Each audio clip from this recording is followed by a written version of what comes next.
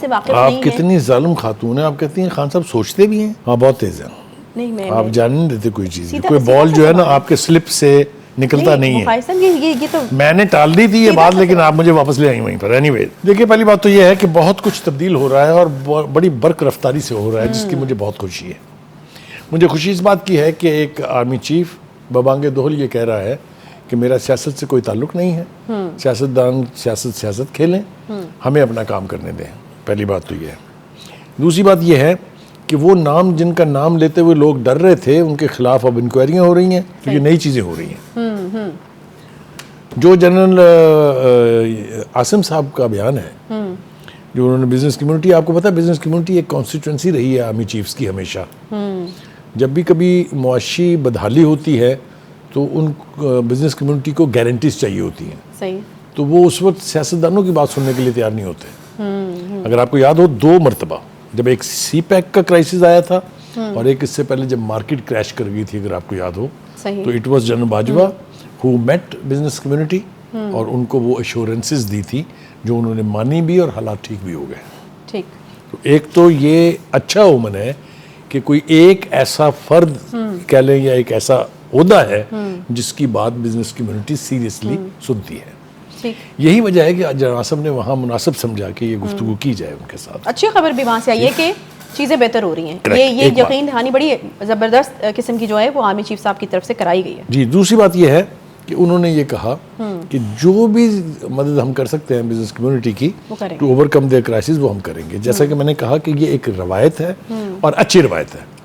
ویسے تو یہ نوبت ہی نہیں آنی چاہیے. ہماری پولیٹیکل لیڈرشپ کو اتنا اسٹرانگ ہونا چاہیے کہ وہ جو لفظ کسی کو کہیں اس کا اعتبار کریں وہ. لیکن اگر انفارچونیٹلی ایسا نہیں ہے تو کم از کم ایک اسی ملک کا بندہ ہے جو ان کو یہ ایشورنس دے سکتا ہے. اور ایک اور میں کمپلیمنٹ, میرا خیال سے وہ اگر ہم نہیں دیں گے تو زیادتی ہوگی, یہ خان صاحب نے بھی کہا اور یہ موجودہ حکومت بھی کہہ رہی ہے کہ جنرل باجوہ نے متعدد بار اکنامک کرائسس میں مدد کی عمران خان کی حکومت کی. پیسے لا کے دیے چائنا سے بھی اور دوست مسلم ممالک سے بھی. نام لینا ضروری نہیں ہے, سعودی عرب یو اے ای کی بات تو خیر ہو چکی ہے آلریڈی. تو یہ رول تو اپنی جگہ ہے. That is to strengthen the government, not to weaken the government. ٹھیک ہے. دوسری بات کنٹری کر لیں میرے خیال میں بخاری صاحب. ہاں کنٹری کیونکہ ملک کے لیے وہ کر رہے ہیں. فیئر نف. اب آ جائیے جناب فیض حمید صاحب کی طرف. نہیں بخاری صاحب یہاں پر کچھ چیزیں مجھے آپ سے پوچھنی ہیں. بتائیے. کیونکہ یہاں پر جو ایک بات کھل کر سامنے جس کا خلاصہ ہوا ہے اس نے کم از کم فواد چودھری صاحب کی بات کو تو مطلب یہ ثابت کیا کہ جھوٹ بول رہے ہیں. انہوں نے کہا جی کوئی خان صاحب کوئی ملاقات نہیں کرنا چاہتے تھے. یہ وہی والی بات ہے گور کھٹے ہیں. پہلے ملاقات کرنا چاہتے تھے لیکن پھر وہاں سے چونکہ نہیں ملاقات کا کوئی گرین سگنل ملا. آرمی چیف صاحب نے اس چیز کو واضح کیا ہے کہ میں میڈیٹ کرنا چاہتا تھا شہباز شریف صاحب اور وزیر اعظم شہباز شریف اور عمران خان صاحب کی ملاقات, لیکن وہاں سے مجھے یہ میسج ملا کہ یہ ملاقات ہم نہیں کرنا چاہتے, ہم آپ سے ملنا چاہتے ہیں. کیا کرنا تھا مل کے؟ ہاں بہت تیز ہے. نہیں آپ جان نہیں دیتے کوئی چیز. کوئی بال جو ہے نا آپ کے سلپ سے نکلتا نہیں ہے. یہ تو میں نے ٹال دی تھی یہ بات لیکن آپ مجھے واپس لے آئی وہیں پر. Anyway well done, compliment to you. Anyway دیکھیے گزارش یہ ہے کہ بالکل آپ نے ٹھیک کہا کہ جو عہدہ استعمال کیا جا رہا ہے نا اس کام کے لیے اس کا یہ کام نہیں ہے. صدر مملکت میں نے پہلے بھی کہا, ہم نے اکثر اپنے پروگرامز میں کہا کہ وہ ایک نان پارٹیزن ہوتا ہے. وہ ایک ایسا فرد ہوتا ہے جو پورے ملک کا صدر ہے. پی ٹی آئی کا صدر نہیں ہے, کراچی کا صدر نہیں ہے, عمران خان کا صدر نہیں ہے, پورے ملک کا صدر ہے. اور اگر ایسا ہے تو پھر انہیں سیاست میں چونچ نہیں مارنی چاہیے اپنی, جو کہ انہوں نے کئی دفعہ ماری. اگر آپ کو یاد ہو جنرل باجوہ سے 2-3 دفعہ انہوں نے عمران خان کی ملاقات کرانے کی کوشش کی, 2 دفعہ ہو گئی, تیسری دفعہ جنرل صاحب نے انکار کر دیا. ٹھیک. اس ملاقات میں جو گلے شکوے ہوئے اس نے بدمزگی کو آگے بڑھایا, کم نہیں کیا. اس لیے کہ اس کے اندر جنرل باجوہ صاحب نے صاف لفظوں میں بتایا خان صاحب کو کہ آپ کے لیے ہم نے یہ کیا, یہ کیا, یہ کیا, یہ کیا, آپ نے ہمارے خلاف یہ کیا, یہ کیا, یہ کیا.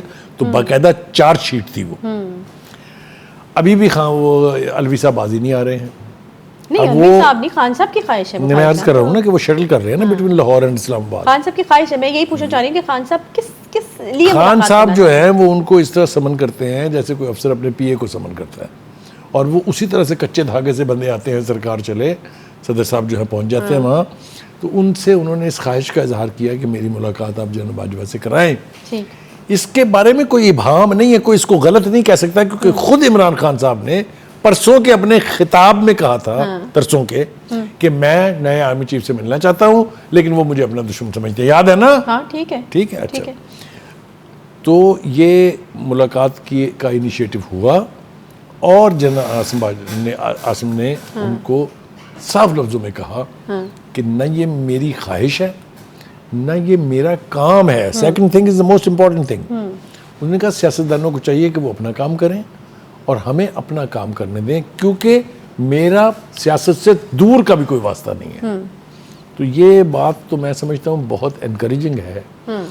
یہ ایکسپوجر بھی ہے اس کا کہ خان صاحب جو کبھی میر جعفر میر صادق کے نام سے پکارتے رہے فوج کے جنرلوں کو, وہ ملنے کے خواہش مند بھی رہے. میں نے کہا 3 دفعہ انہوں نے کوشش, 2 دفعہ ملاقات ہوگی. آپ مجھے یہ بتائیں کہ خان صاحب نے کیا سوچ کے جو ہے اس خواہش کا اظہار کیا کہ وہ نئے آرمی چیف سے ملنا چاہتے ہیں؟ خان صاحب کیا واقف نہیں ہیں اس ادارے کے ڈسپلن سے؟ ایک طرف میر جعفر میر صادق والی بات, پھر جو پچھلے آرمی چیف تھے ان کے حوالے سے سٹیٹمنٹس, اور اس کے بعد پھر نئے آرمی چیف سے ملنے کی خواہش مند ہیں. وہ تو اس ادارے کے ڈسپلن سے واقف نہیں ہیں. آپ کتنی ظالم خاتون ہیں, آپ کہتی ہیں خان صاحب سوچتے بھی ہیں. آپ نے کہا نا کہ کیا سوچ کے انہوں نے. نہیں بخاری صاحب, اب یہ تو آپ زیادتی کر رہے ہیں. نہیں, میں زیادتی جان بوجھ کے کر رہا ہوں, جان بوجھ کے کر رہا ہوں, اس لیے کہ نیشنل لیول کے لیڈر کو اپنے بیانات یاد رکھنے چاہیے کہ میں نے کیا کہا ہوا ہے. میری بات سمجھ رہی ہیں نا آپ؟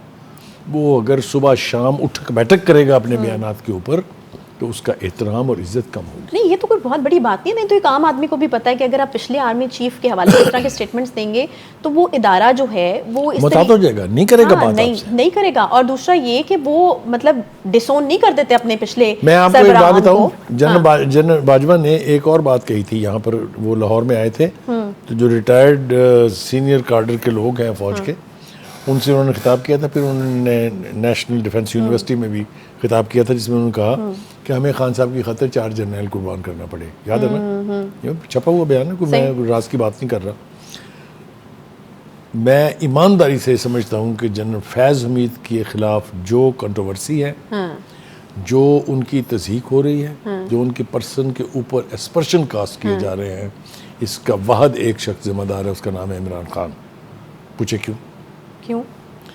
یہ خان صاحب کا کام نہیں تھا کہ کس نے DGISI رہنا ہے کس نے نہیں رہنا ہے. یہ پریروگیٹو تھا chief of the army staff کا.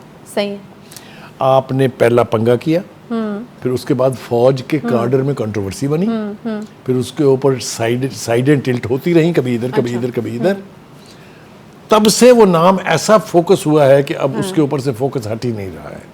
لیکن اس کے بعد پھر ہمیں یہ نظر آنا شروع ہو رہا ہے کہ وہاں پر بھی جو ہے وہ بے چینی ہے. یہ نام اتنا پاپ اپ ہو کے سامنے آ رہا ہے. پھر اس طرح کی باتیں کہ جنرل ریٹائرڈ فیض حمید کا کورٹ مارشل ہونا چاہیے, پھر اس طرح کی باتیں کہ فیض حمید صاحب کے خلاف انکوائری ہو رہی ہے, چل رہی ہے اگین جو یہ کہہ رہے ہیں وہ جو زیادتی کر رہے ہیں وہ تو ایک طرف ہے, لیکن ان سے کہلوانے کے لیے جو گراؤنڈ تیار کی ہے وہ عمران خان صاحب نے کی ہے. لیکن بخاری صاحب اس کا بھی خلاصہ ہونے والا ہے, کیونکہ ایک سینئر صحافی ہیں, ٹویٹ اگر ہم دکھا سکیں, ان کا ایک ٹویٹ آیا اور بڑے کانفیڈنس کے ساتھ, بڑے وثوق کے ساتھ انہوں نے یہ بات کہی ہے کہ جنرل فیض حمید صاحب کی طرف سے یہ جو ہے ان کو میسج بھیجا گیا ہے, اور اس میں کچھ 2-3 باتیں انہوں نے لکھی ہوئی. انہوں نے کہا ایک تو میں 2017 اور 18 میں اتنے بڑے رینک پہ گورنمنٹ جو ہے وہ ٹاپل کرنے کی پوزیشن میں ہوتا ہے. یہ ٹویٹ اس وقت ٹی وی پر چل بھی رہا ہے. پھر دوسرا انہوں نے کہا کہ تمام فیصلے عدالتوں نے کیے اور فوج میں فیصلہ صرف چیف کا ہوتا ہے. یہ 3 باتیں انہوں نے بھجوائی ہیں, میسج بھجوایا ہے. دیکھیے, ہم فیض حمید صاحب کے پوائنٹ آف ویو کو تو روکنے کے لیے تیار نہیں ہیں. یہ